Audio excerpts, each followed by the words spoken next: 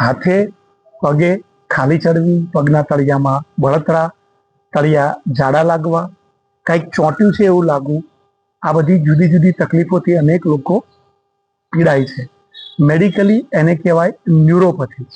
શરીરની બહારની સાઈડમાં જે ન્યુરોન્સ એટલે કે જ્ઞાનતંતુઓનું જાળું છે એમાંથી કરંટ પસાર થાય છે. એના કારણો જોઈએ. પહેલામાં પહેલું જાણીતું છે એને કહેવાય ડાયાબિટીક ન્યુરોપેથી.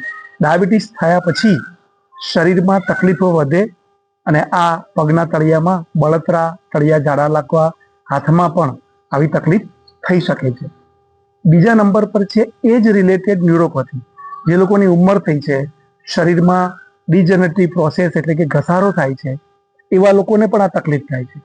અને ત્રીજા નંબર પર સૌથી વધારે લોકોને જે તકલીફ થાય છે એ વધારે પડતી અંગ્રેજી દવાઓ અંદર ગયા પછી કોરોના, કેન્સર, ડેન્ગ્યુ જેવી બીમારીમાં હોસ્પિટલમાં દાખલ કર્યા કે મહિનાઓ, વર્ષો સુધી નિયમિત રીતે વધારે દવાઓ શરીરમાં ગઈ. આ બધાને કારણે પાચન તંત્ર નબળું પડે, શરીરના અંદર જે કામના વિટામિન છે, મિનરલ્સ છે એ બહારની સાઈડમાં બધે પહોંચે નહીં અને જ્ઞાનતંતુઓ નબળા થતા જાય, તૂટતા જાય. ઈલાજ પર જઈએ.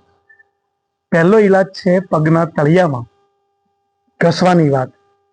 જે લોકોની પિત્તની પ્રકૃતિ છે, જેને ગરમી વધારે લાગે, પરસેવો વધારે થાય, એવા લોકોએ પગના તળિયાની અંદર ગાયનું ઘી રાત્રે સૂતા પહેલા 5 થી 10 મિનિટ ઘસવું જોઈએ.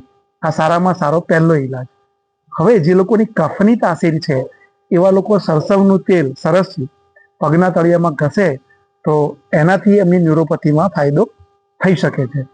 અને ત્રીજા નંબર ઉપર જેમની વાયુ પ્રકૃતિ છે એવા લોકો પગના તળિયાની અંદર સરસવ અને કોપરેલ બંને મિક્સ કરી અને ઘસી શકે છે.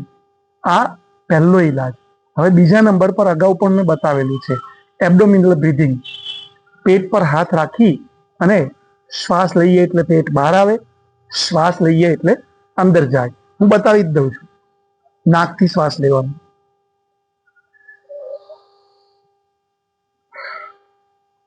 શ્વાસ કાઢીએ એટલે પેટ દબાવવાનું. હજી એકવાર બતાવું. સૂતા સૂતા પણ કરી શકો. રાત્રે સૂતી વખતે સવારે જાગીને તરત 5 શ્વાસથી શરૂ કરવાનું. 5 શ્વાસ રાત્રે સૂતી વખતે આમાં લેવાના, 5 સવારે જાગીને તરત.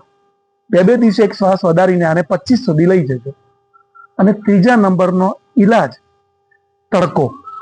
તમે દરરોજ 20 થી 30 મિનિટ તડકામાં રહેશો તો આ જે ન્યુરોપેથીની તકલીફ છે એ તકલીફમાં તમને સારો એવો ફાયદો થઈ શકે છે. ચોથા નંબરનો ઈલાજ તમારું પાચન સુધારો. રોજે રોજના ખોરાકની અંદર જે ગરમી પેદા થાય છે, અપચો અને કબજિયાત પેદા થાય છે, એને સુધારવા માટે પાચન સરખું કરવું પડે, વ્યાયામ કરવો પડે અને જ્ઞાનતંતુઓને મજબૂત કરવા માટે મેં જે બતાવ્યું એ સિવાયના બીજા પ્રાણાયામ પણ કરવા પડે. સ્વસ્થ રહો, મસ્ત રહો.